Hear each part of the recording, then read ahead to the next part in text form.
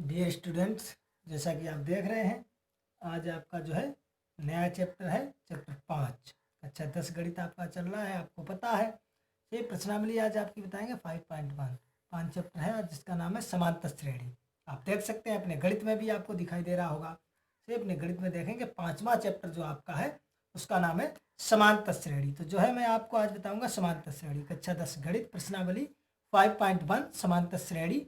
और जिसका ये प्रश्न नंबर 1 आप देख रहे होंगे। प्रश्न नंबर 1 दिया गया है कि निम्नलिखित स्थितियों में से किन स्थितियों में संबद्ध संख्याओं की सूची एपी है और क्यों। जो ये स्थितियां नीचे दी गई हैं, जैसा कि आपको फर्स्ट दिखाई दे रही है, ऐसे ये और हैं स्थितियां। तो इन स्थितियों में आपको बताया गया है कि किन स्थितियों में जो है एपी है, यानी एपी समांतर श्रेणी, अर्थमेटिक प्रोग्रेशन, यानी जिसे हम समांतर श्रेणी कहते हैं। सही है, तो इंग्लिश से इसका शॉर्ट ले लिया गया है एपी। तो ध्यान रखेंगे समांतर श्रेणी, ये जो स्थितियां आपकी दी गई हैं इनमें से कौन सी समांतर श्रेणी है, और है तो वो कैसे है, क्या पहचान है, कैसे आपने बताया कि ये समांतर श्रेणी है। तो इस वीडियो तक जो है आपको अंत तक देखते रहें, मैं आपको अच्छी तरह से समझाऊंगा। अगर आप जो है हमारा वीडियो पहली बार देख रहे हैं तो जो है हमारे चैनल को सब्सक्राइब नहीं करेंगे, इस वीडियो को अंत तक देखो। अगर आपको अच्छी तरह से समझ में आए, आपको लगता है कि इस प्रश्न को हम अच्छी तरह से बोर्ड परीक्षा में हल कर देंगे, हमें बहुत ही अच्छी तरह से समझ में आया, तब जाकर हमारे चैनल को सब्सक्राइब करेंगे। अगर समझ में नहीं आता है तो जाकर हमारे चैनल को सब्सक्राइब नहीं करेंगे। तो जो है प्रश्न नंबर 1 आप देख रहे हैं, जो बताया गया है कि स्थितियों में आपको बताना है कि कौन सी एपी है। एपी हमने बताया है कि शॉर्ट में कहते हैं एपी, यानी समांतर श्रेणी को इंग्लिश, और उसका इंग्लिश का शॉर्ट शब्द ले लिया है एपी।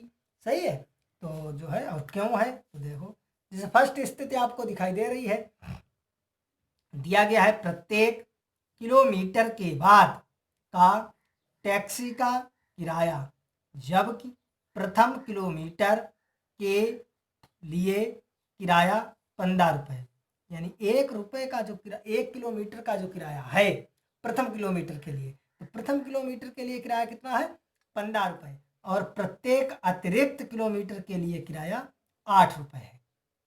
सही है, प्रथम किलोमीटर का किराया जो है वो 15 रुपये, और प्रत्येक उसके आगे प्रत्येक किलोमीटर, यानी 1 किलोमीटर आगे जाएंगे तो 8 रुपये उसमें ऐड होते जाएंगे। प्रत्येक किलोमीटर का जो है वो 8 रुपये है।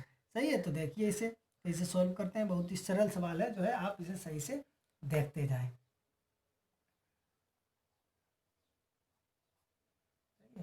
तो वही लिख दो, दिया गया है 1 किलोमीटर के लिए किराया कितना है, 1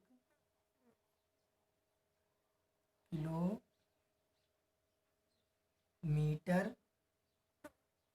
के लिए किराया, आपका सवाल बता रहा है कितना है 15 रुपये। आप देख सकते हैं प्रत्येक किलोमीटर, यानी एक प्रथम किलोमीटर, यानी 1 किलोमीटर का किराया कितना है 15 रुपये। सही है, अब हम लगाएंगे 2 किलोमीटर का, यहाँ लिखेंगे 2 किलोमीटर के लिए किराया, दो प्रत्येक, इसके अतिरिक्त प्रत्येक के लिए कितना है 8। तो देखिए प्रथम के लिए यानी 1 किलोमीटर के लिए 15 है, उसके आगे प्रत्येक के लिए 8, तो दूसरे के लिए कितना हमें देना होगा, जोड़ दो 8 5 23 रुपये।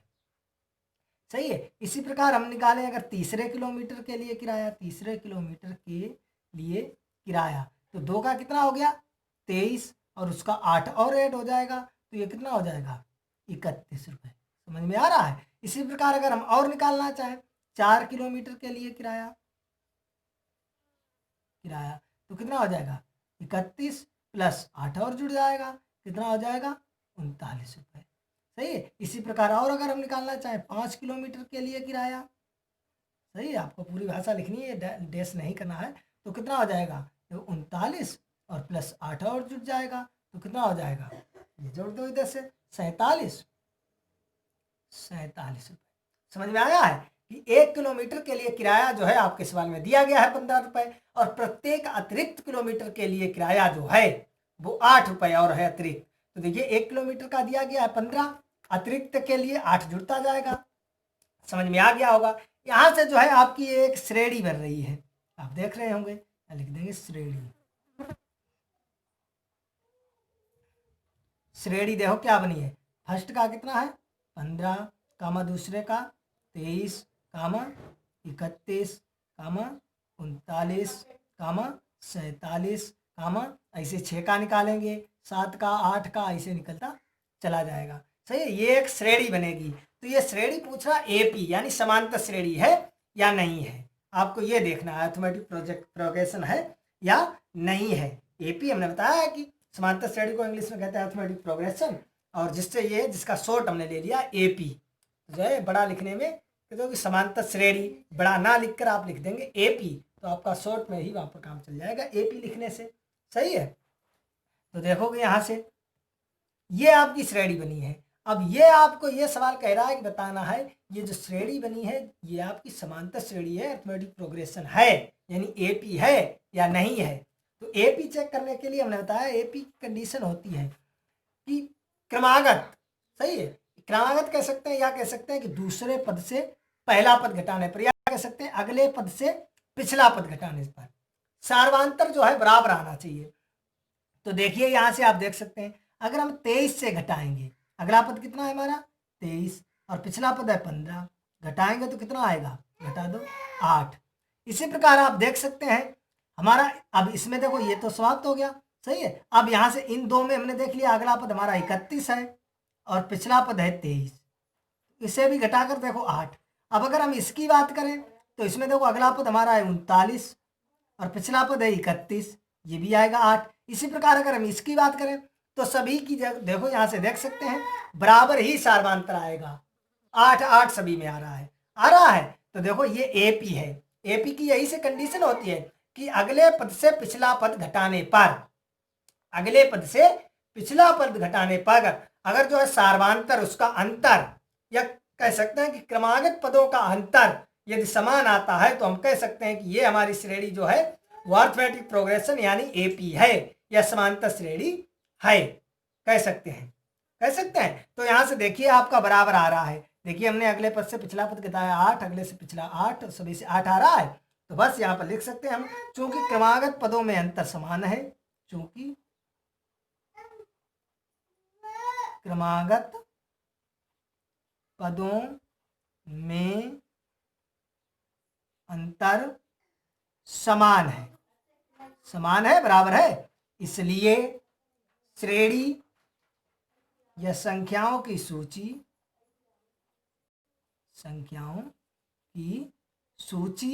या श्रेणी जो ये दी गई है सूची 15, 23, 31, सूची जो है वो एपी में है या समांतर श्रेणी में है।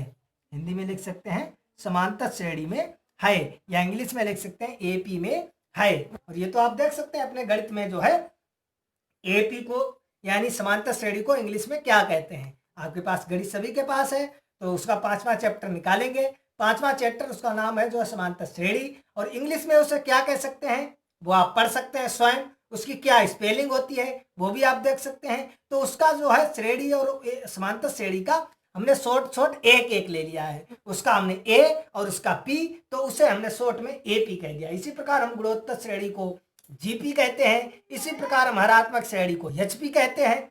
सही है, ये गुणोत्तर और हरात्मक शायद तुम्हारे में नहीं है, ये जो है इंटर में है, हाई स्कूल में ये नहीं है, लेकिन आप जो है यहाँ से ध्यान रखना, समांतर श्रेणी को जो है हम शॉर्ट में कहते हैं एपी, और गुणोत्तर श्रेणी को शॉर्ट में कहते हैं जीपी, और हरात्मक श्रेणी को शॉर्ट में कहते हैं एचपी। और ये कहाँ से आप देख ही सकते हैं, अपना 5वां चैप्टर निकालेंगे समांतर श्रेणी, वो देखेंगे एपी क्यों कहते हैं, कहाँ से आया है। समांतर श्रेणी की जो है समांतर श्रेणी को हम इंग्लिश में क्या कहते हैं, उसकी क्या अंग्रेजी होती है, क्या फुल फॉर्म होती है, एपी की फुल फॉर्म क्या होती है, ये आप 5वें चैप्टर में देख सकते हैं। हमने आपको बताया है समांतर श्रेणी को इंग्लिश में क्या कहते हैं, उसकी क्या स्पेलिंग होती है, ये आप अपने गणित में देख सकते हैं। आपसे ये नहीं क्वेश्चन पूछेगा कि जो है समांतर श्रेणी को इंग्लिश में क्या कहते हैं, इसकी क्या स्पेलिंग होती है, ये नहीं प्रश्न आएगा। सही है, जो प्रश्न आएगा उस पर आप जो है ध्यान दें, उसे सही से समझें, लेकिन इसकी ये जानकारी होना आवश्यक है कि एपी, बाई चांस या कोई आपसे पूछ दे कि एपी का मतलब क्या है, तो आप बता दें कि एपी की फुल फॉर्म क्या है, और समांतर श्रेणी को जो है एपी क्यों कह देते हैं, किस लिए कह देते हैं, इसका ज्ञान जो है आपको होना चाहिए। आपकी परीक्षा में ये नहीं पूछा जाएगा कि समांतर श्रेणी को इंग्लिश में क्या कहते हैं, या एपी की फुल फॉर्म क्या है, या समांतर श्रेणी को एपी क्यों लिखता है, ऐसा कोई भी प्रश्न आपकी परीक्षा में नहीं पूछा जाएगा। आपकी परीक्षा में इस टाइप का प्रश्न आएगा जो मैंने आपको बता दिया है। सही है, लेकिन इसकी जानकारी आपको होना आवश्यक है कि जो समांतर श्रेणी को हम एपी क्यों कहते हैं, इसकी फुल फॉर्म क्या होती है और इसे इंग्लिश में क्या कहते हैं। तो देखो हमने यहां से बताया कि आपका सवाल आप देख रहे हैं, ये कह रहा है कि प्रत्येक किलोमीटर के बाद टैक्सी का किराया जो है कितना है 15 रुपए, प्रथम किलोमीटर का कितना है 15 रुपए, और प्रत्येक अतिरिक्त का कितना है 8 रुपए।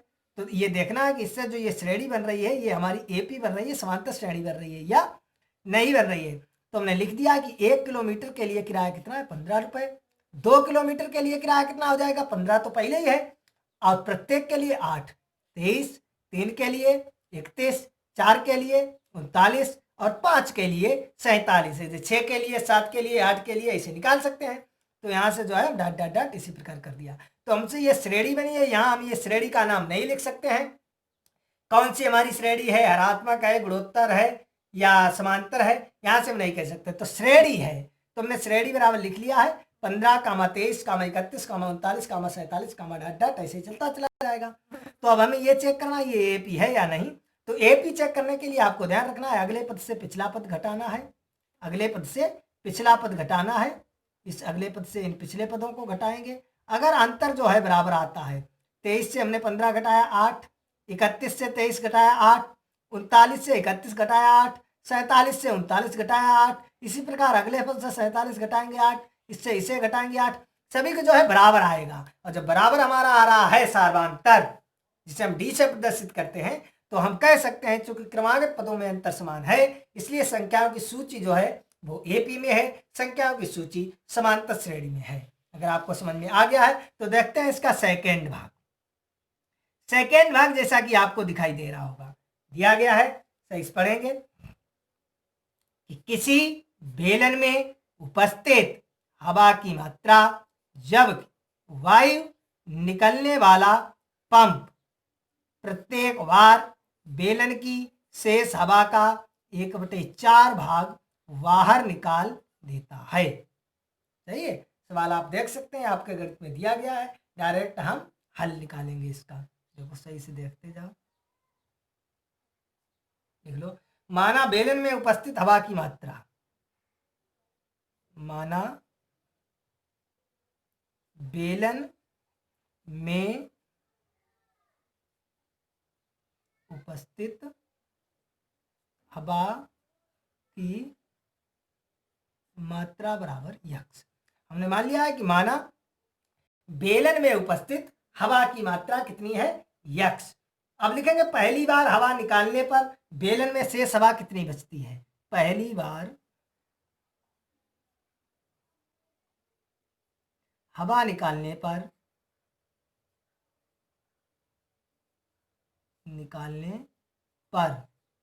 बेलन में बची शेष हवा, यहां से आप देखेंगे कितनी निकालते हैं 1/4 भाग। तो देखो यक्स थी, अब यक्स का 1/4 भाग निकालेंगे। सही है, तो देखो जब इसे हम सॉल्व करेंगे तो ये आ जाएगा 3/4 यक्स, या 3x/4 कह सकते हैं। यक्स और माइनस 1/4, यानी ये 1 भाग है, 1 भाग से तो चौथाई चला जाएगा, तो 3 भाग 3/4 यक्स आ जाएगा। सही है, इसी प्रकार दूसरी बार हवा निकालने पर शेष बची हवा, अब देखो कितनी बची थी 3/4 यक्स थी, और इसका चौथाई भाग निकल जाएगा, चौथाई भाग 3x/4, तो ये हो जाएगा 3x/4 और माइनस ये हो जाएगा 3x/4 छक्कू 16। जब इसे सोल्व करो देखो 16 एलसीएम ले लो, तो ये 4 छक्कू 4 तियां 12 माइनस 3x 12x, तो ये आ जाएगा 9x/16। कितना आ जाएगा 9x/16। सही है, इसी प्रकार अगर हम निकालें तीसरी बार निकालें। सही है, अब यहाँ से देखो हम पेज चेंज कर रहे हैं, यहाँ से इसके नीचे हमने दूसरा सवाल लिख रखा है, आपको दिखाई दे रहा होगा, और वहाँ से हमारे पास जगह नहीं है, तो यहाँ से देखिए हम यहाँ से आपको दूसरे पेज पर बताएंगे, यहाँ से आप देख सकते हैं। सही है, तो पहली बार जैसा कि आप देख रहे होंगे, पहली बार में हवा निकालने पर कितनी बची थी यक्स थी 1/4 3/4 यक्स। दूसरी बार में, सही है, इसी प्रकार तीसरी बार हवा निकालने पर बेलन में बची शेष हवा, तो देखो कितनी थी 9x/16 और इसका चौथाई भाग निकल जाएगा 1/4 इंटू 9x/16। तो देखो ये तो हो जाएगा 9x/16 और माइनस, तो 9×1 9 और ये 16 चक्कू 64। इस भिन्न को जब हल करेंगे देखो 64 एलसीएम हो गया, 16 चक्कू 64 तो 9 चक्कू 36x और माइनस 9x। ये तो आप हल करना जानते होंगे। देखो 36 से 9 जाएगा तो 27x/36। सही है। तो यहाँ से आप देख सकते हैं आपकी एक श्रेणी बन रही है, आपकी एक श्रेणी बनती है। क्या श्रेणी बनती है आप देख सकते हैं कि पहले बेलन में हवा थी, पहले बेलन में जो है हवा कितनी थी आपकी x। सही है। फिर निकालने पर 1/4 यानी उसका चौथाई भाग जब निकल जाता है, 1/4 भाग निकल जाता है, तब कितनी बचती है 3x/4। जब इसका चौथाई निकलता है तो बचती है 9x/16 और जब इसका चौथाई निकलता है तो बचती है 27x/36। इसका चौथाई निकलेगा तो ऐसे ही बचता चला जाएगा। सही है। जब हमने मान लिया था, आप देख सकते हैं कि हमने माना था कि बेलन में जो है उपस्थित हवा की मात्रा कितनी थी x। तो पहली बार हमने जो बताया था आपको, पहली बार हवा निकालने पर शेष बची हवा बेलन में कितनी थी x और उसका 1/4 भाग निकाला तो 3/4x। आपको भिन्न तो हल ही कर सकते हैं। सही है। फिर उसी प्रकार उसका निकाला, ऐसे निकालते हम चले गए। तो जो है हमारी ये श्रेणी बनी है, ये श्रेणी x, 3x/4, 9x/16, 27x/36। अब ये देखना एपी में है या नहीं है। तो एपी चेक करने के लिए हम आपको अच्छी तरह से समझा चुके हैं, बता चुके हैं। क्या करना है आपको, कुछ नहीं, पहले पद जो है अगले पद से पिछला पद घटाना है। तो देखो इससे जब हम इसे घटाएंगे तो 3x/4 से x घटाएंगे तो देखो ये 4 तो एलसीएम हो जाएगा, 3x और माइनस कैंचीदार गुणा होगा 4x, तो ये -1x/4। अब इससे घटा लो 9x/16 से 3x/4 को जब घटाएंगे तो हमने 16 एलसीएम ले लिया, ये हो जाएगा 9x और माइनस 4 तियाँ 12x, तो आ जाएगा माइनस का 3x/16। देखो ये बराबर नहीं आ रहा है, आ रहा है बराबर नहीं, आगे हमें चेक करने की जरूरत नहीं है। जब हमारे दो ही पद बराबर नहीं आ रहे हैं तो तीसरे पद की हमें चेक करने की जरूरत नहीं है। तो बस यहाँ पर हम लिख देंगे चूंकि क्रमागत पदों में अंतर समान नहीं है, क्रमागत पदों में अंतर समान नहीं है, इसलिए संख्याओं की सूची या दी गई संख्याओं की सूची या श्रेणी समांतर श्रेणी में नहीं है या एपी में नहीं है, एपी में नहीं है। आई होप आपको अच्छी तरह से समझ में आ गया होगा। समझ में आ गया है तो देखते हैं इसका नेक्स्ट। जैसा कि आप देख रहे होंगे प्रश्न आपको दिखाई दे रहा होगा। थर्ड, कि प्रत्येक मीटर की खुदाई के बाद एक कुआं खोदने में आई लागत, जबकि प्रत्येक मीटर खुदाई की लागत 150 रुपये है और बाद में प्रत्येक मीटर खुदाई की कीमत 50 रुपये बढ़ जाती है। सही है। कीमत जो है कितनी है 150 रुपये और फिर 50 रुपये बढ़ती जाती है। तो बस लिख दो, बहुत सरल सवाल है कि 1 मीटर खुदाई की लागत, हल डालेंगे यहाँ पर, लिख दो 1 मीटर कुआं खुदाई की लागत कितनी है 150 रुपये। सही है। अब 2 मीटर खुदाई की लागत कितनी हो जाएगी 150 और सवाल कह रहा है 50 बढ़ती जाती है, कितनी हो जाएगी 200 रुपये। इसी प्रकार अगर हम 3 की निकालें तो देखो 200 था, 50 और बढ़ जाएगी, कितनी हो जाएगी 250। इसी प्रकार अगर हम 4 की निकालें तो देखो कितना है 250 और 50 बढ़ जाएगी तो कितनी हो जाएगी 300 रुपये। आई होप आपको अच्छी तरह से समझ में आ गया होगा। यानी 1 मीटर खुदाई की लागत कितनी है 150 रुपये, 2 मीटर की कितनी हो जाएगी 200 रुपये, 3 मीटर की 250 रुपये और 4 मीटर की 300 रुपये। इसी प्रकार अगर हम निकालना चाहें 5 मीटर की तो वो भी निकाल सकते हैं, 300 और प्लस 50 बराबर 350, ऐसे चलता चला जाएगा। सही है। तो इससे आपकी एक श्रेणी बनेगी, क्या बनती है 150, 200, कामा 250 कामा 300 कामा 350 कामा डॉट डॉट डॉट ऐसे बनती चले जाएगी। तो यहाँ से आप देख सकते हैं ये तो एपी में है। सही है, मैं बताने की जरूरत नहीं। देखो 200 से 150 घटाएंगे 50, 250 तो 200 घटाएंगे 50, अंतर समान है तो लिख दो। चूंकि क्रमागत पदों में अंतर समान है इसलिए दी गई श्रेणी एपी में है। आप देख सकते हैं। अगर आपको समझ में नहीं आता है तो आप कमेंट बॉक्स में जो है कमेंट करके हमें तुरंत बताएंगे, जो है हम उसे समझाने की कोशिश करेंगे। सही है। अब देखते हैं इसका एक भाग और बचा है, जैसा कि अगर आपको समझ में आ गया है तो देखते हैं इसका नेक्स्ट भाग। ये आप देख रहे होंगे, इसका लास्ट भाग है, चौथा भाग। आप देख सकते हैं कि खाते में प्रत्येक वर्ष का मिश्र धन जब 10,000 रुपए की धनराशि 8% वार्षिक की दर से चक्रवृद्धि ब्याज पर जमा की जाती है। सही है। तो बहुत सरल सवाल है। सवाल आप देख सकते हैं, डायरेक्ट हल डालेंगे। दर कितनी है? 8% वार्षिक है। सही है, छमाही तिमाही तो है नहीं। और मूलधन आपका कितना है? 10,000 रुपए। सही है। अब इसका अगर हम निकालना चाहें, देखो शुरुआती हमारा जो पहला पद इस श्रेणी का होगा वो ये 10,000 होगा पहला पद 10,000। अब इसमें देखो अगले पद हम निकालना चाहें, 1 वर्ष बाद मिश्र धन, 1 वर्ष बाद मिश्र धन तो ये होता ए बराबर पी।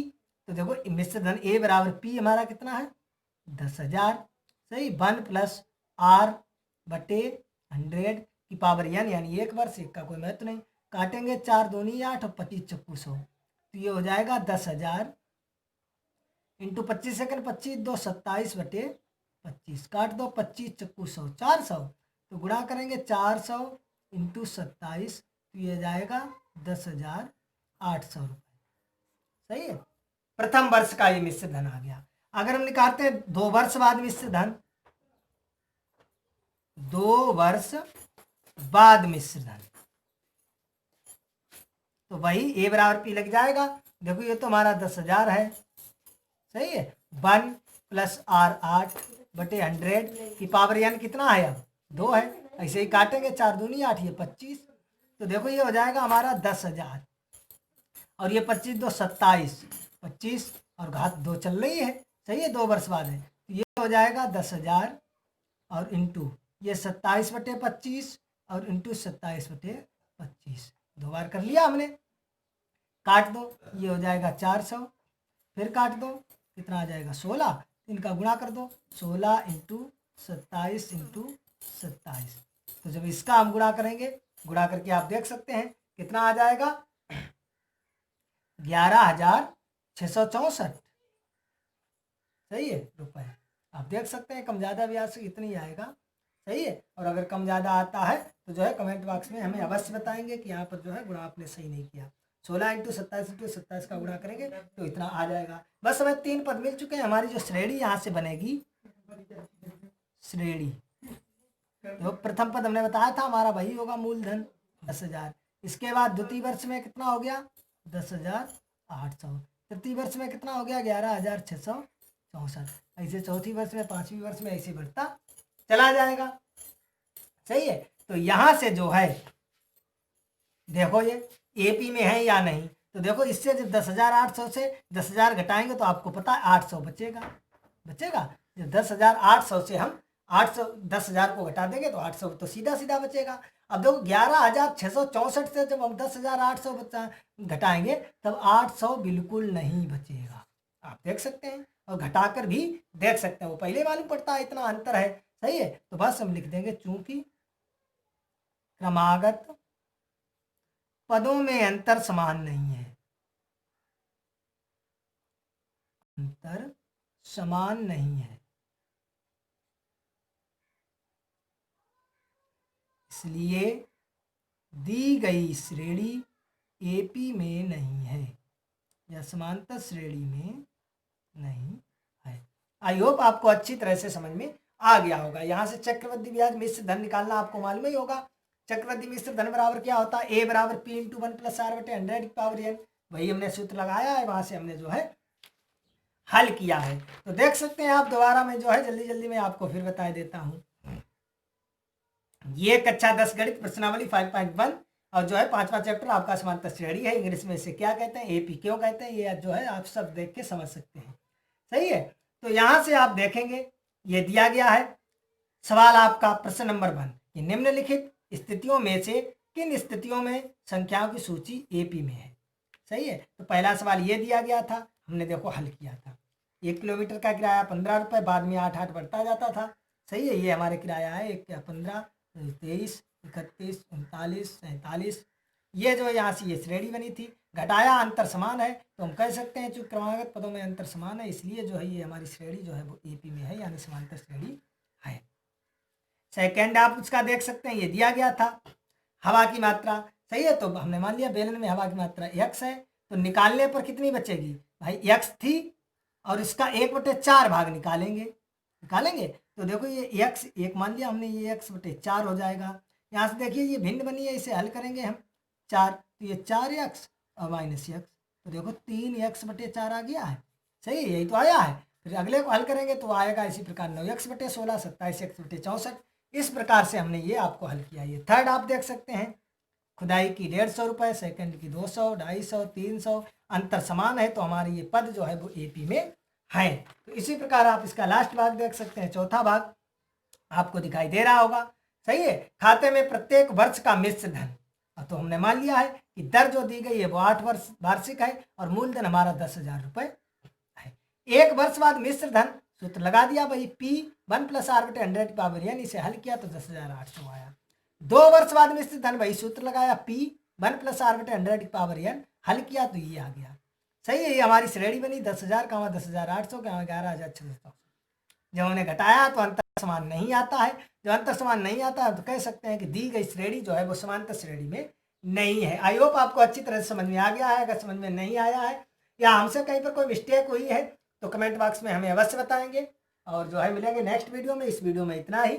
और अगर वीडियो ये समझ में आया है, ये सवाल आपको समझ में आए हैं तो वीडियो को लाइक करें, कमेंट करें, शेयर करें, चैनल को सब्सक्राइब कर बेल आइकन मस्त दबाएं, जिससे हम कोई वीडियो अपलोड करेंगे आपके पास नोटिफिकेशन पहुंच जाएगा और आप उसे तत्काल देख सकेंगे। तो इस वीडियो में इतना ही। मिलेंगे नेक्स्ट वीडियो में प्रश्नावली 5.1 प्रश्न 2 के साथ।